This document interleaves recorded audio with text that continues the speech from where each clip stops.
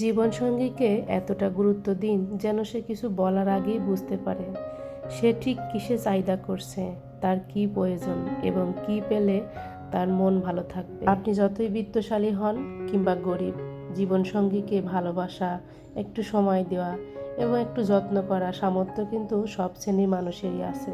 প্রয়োজন শুধু মন মানসিকতা এবং ইচ্ছাশক্তির। আর যেই জীবনসঙ্গী বলার আগে বুঝে নেয় সেই সম্পর্কে সত্যিকারে ভালোবাসা থাকে। কারণ এই যে বোঝাপড়া, এটাই হলো সংসারের সব থেকে বড় শক্তি।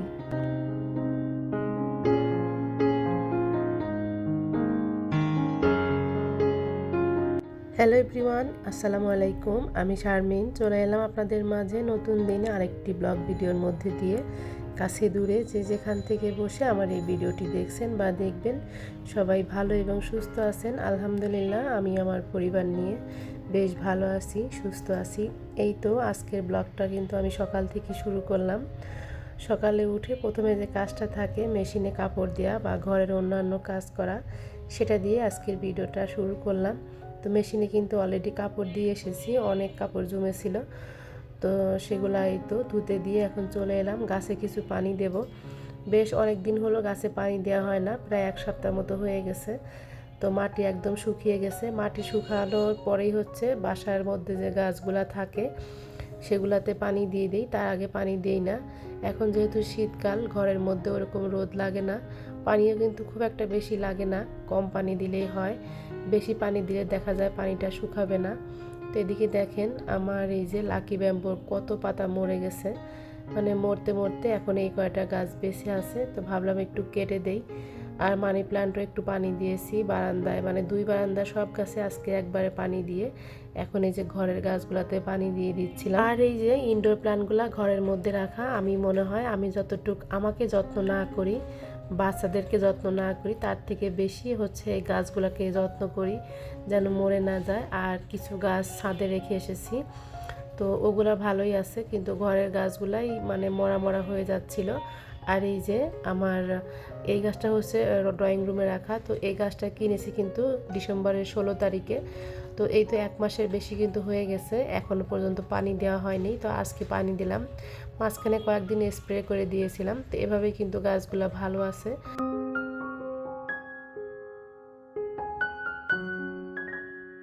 আর এই যে দেখতে পাচ্ছেন আমার হাতে জবা ফুলটা, এটা কিন্তু আমার ছেলে সকালবেলা যখন ছাদে গিয়েছিল গাছে পানি দিতে, মানে দুই ভাই, তারা হচ্ছে একদিন একজন দেয় আর একদিন আরেকজন পানি দেয়, মানে এভাবে করে দেয়। আমি তো খুব একটা সময় পাই না, আমি শুধুমাত্র গাছগুলো দেখে আসি। দেখা যায় আমার দায়িত্ব শুধু কাপড় নেড়ে দেওয়া, নিয়ে আসা, আর আমার মানে ছেলেরাই কিন্তু গাছে পানি দিয়ে আসে। তোরা গাছে পানি দিয়ে আসলে ফুল ছিঁড়ে নিয়ে আসে, অনেক সময় ওদেরকে নিষেধ করি।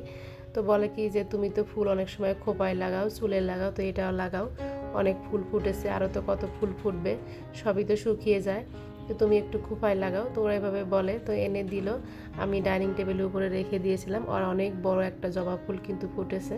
তো আজকে ভেবেছি ডাইনিং টেবিলের উপরে যে মানে ফ্লাওয়ার ভাসটা রাখা আছে ওটা থেকে আজকে ফুলটা চেঞ্জ করে অন্য আরেকটা ফুল দেব।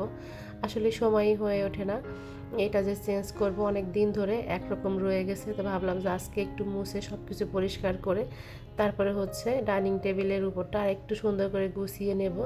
সাথে গ্লাস স্টেনার জগ যা ছিল সবই মেজে পরিষ্কার করে নেব। আর এই তো এই যে এই ছোট্ট ফ্লাওয়ার ভাসটা কিনেছিলাম মাত্র 200 টাকা দিয়ে ভ্যান গাড়ি থেকে, আর এই ফুলটা নিয়েছিলাম মিস্টার DIY থেকে। তো এটাই আজকে এখানে রেখে দিলাম, আগে যেটা ছিল সেটা চেঞ্জ করে ওটা ধুয়ে রেখে দেব।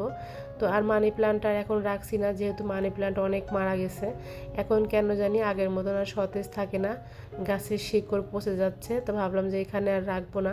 তো এখানে কাচের ছোট্ট একটা জারের মধ্যে কিছু পাথর দিয়ে এভাবে রেখে দিলাম। তো দেখতে খালি খালি লাগছিল আজকে, তারপরেও আর কি। তো এদিকে কিন্তু গ্লাস স্টেনার, প্লেট, জগ সবই কিন্তু আমি অফ ক্যামেরায় মেজে পরিষ্কার করে নিয়েছি, সাথে টেবিলটাও ক্লিন করে নিয়েছিলাম।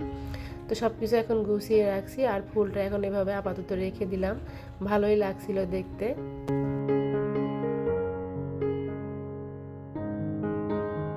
আর এই তো সকালে কিছু চিয়া সিড ভিজিয়ে রেখেছিলাম, সেটা এখন মগটা রেখে দিলাম। তো যে মানি প্ল্যান্টগুলো ছিল কয়েকটা আর কি, মরতে মরতে এই কয়টা এখন আছে, আপনাদের সাথে তো শেয়ার করেছিলাম। অনেক মানি প্ল্যান্ট কিন্তু আমি বারান্দা থেকে কেটে এনে রেখেছিলাম ঘরের আনাচে কানাচে, কিন্তু সবগুলো মরা মরা হয়ে গেছে। এখন এই কয়টা বেঁচে আছে। তো 2 জারের থেকে 1 জারে নিয়ে এখন এই যে পানি চেঞ্জ করে আবার সুন্দর করে ফিল্টারের উপরে এটা রেখে দেব। তো দেখলাম যে ফিল্টারের উপরে গাছটাই বেশ ভালো আছে, সতেজ আছে, একটাও মরেনি। তো এখানেই রেখে দিলাম আর কি। তো এভাবেই এখন থাকবে আপাতত। যখন শীত চলে যাবে তখন আবার মানি প্ল্যান্ট আর কি রাখবো। এখন আপাতত যেভাবে আছে এভাবেই রাখতে হবে, কিছু করার নাই। এত যত্ন করি তারপরও মরে যায়। তো যাই হোক, কিছু আর করার নাই। তো বেসিনের উপর অনেক পানি পড়েছিল, আর যেহেতু কালো গ্রানাইট দেওয়া, তো দেখা যায় একটু ধুলাবালি একটু ময়লা পড়লেই ভালো লাগে না। তো প্রতিদিনই কিন্তু চেষ্টা করি, মানে টেবিলটা যখন ক্লিন করি 1বার 2বার, তার সাথে হচ্ছে এই যে বেসিনের এই অংশটা মুছে পরিষ্কার করে নিই। তো এর সাথে কিন্তু আমি ফ্লাওয়ার ভাসগুলোও মানে ফুলগুলো আর কি ধুয়ে এখন বারান্দায় রেখে দেব, পানি ঝরে যাবে। তো এখন আমি এই তো সকালের নাস্তাটা আর কি করে নিচ্ছি, আমার জন্য যে চিয়া সিড ভিজিয়ে রেখেছিলাম। তো যাই হোক, তো এখন টাইটেল সম্পর্কে একটু কথা আপনাদের সাথে শেয়ার করি। এখন কিন্তু গ্যাসের দাম অনেক বেশি। তো যে ছোট সিলিন্ডারটা ছিল সেটা কিন্তু ছিল মাত্র 1200 1250 টাকা, বা হায়েস্ট 1500 টাকা হয়েছিল কখনো কখনো, কিন্তু সেটার দাম কিন্তু এখন মানে 2 গুণ 3 গুণ বেড়ে গেছে। আর আমি যে গ্যাস সিলিন্ডারটা ইউজ করতাম সেটা হচ্ছে 35 লিটারের, ওটার দাম ছিল 4000 বা কখনো 4200, এর উপরে কিন্তু ওঠেনি। তো সেটার দাম কিন্তু এখন 6000-এর মতো হয়ে গেছে।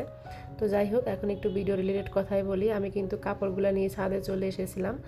তো এই তো ছাদে কিন্তু নেড়ে দিয়েছি, আর এখন চলে এসেছি উপরের ছাদে। আমার ছেলে কিন্তু এই গাছের থেকে ফুল ছিঁড়ে নিয়ে গেছে। তো মাশাআল্লাহ, ছোট্ট এই জবা গাছে কিন্তু অনেক বড় বড় ফুল ফোটে, আর অনেক ফুল ফুটেছে।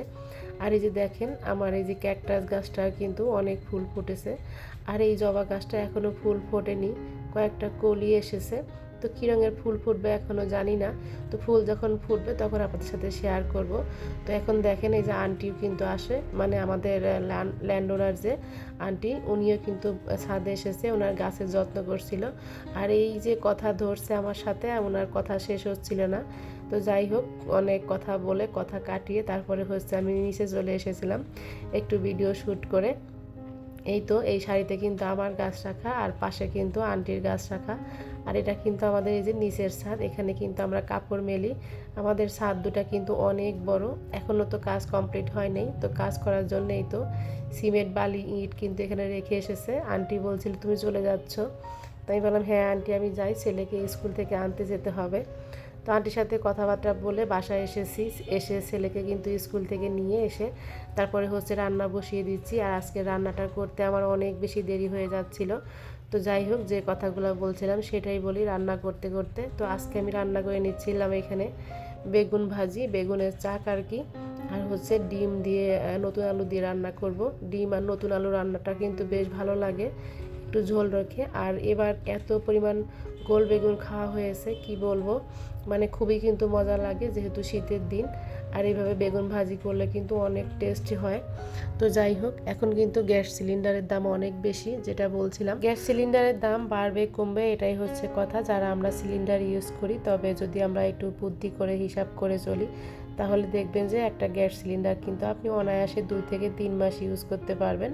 তো প্রথমত হচ্ছে আপনি ভাত যখন রান্না করেন, ভাত তরকারি ডাল বা এই টাইপের খাবার সবসময় চেষ্টা করতে হবে একটু ঢাকনা দিয়ে বা গরম পানি দিয়ে যদি রান্না করেন, তাহলে দেখবেন যে ভাত তরকারি ডাল এই খাবারগুলো দ্রুতই রান্না হবে।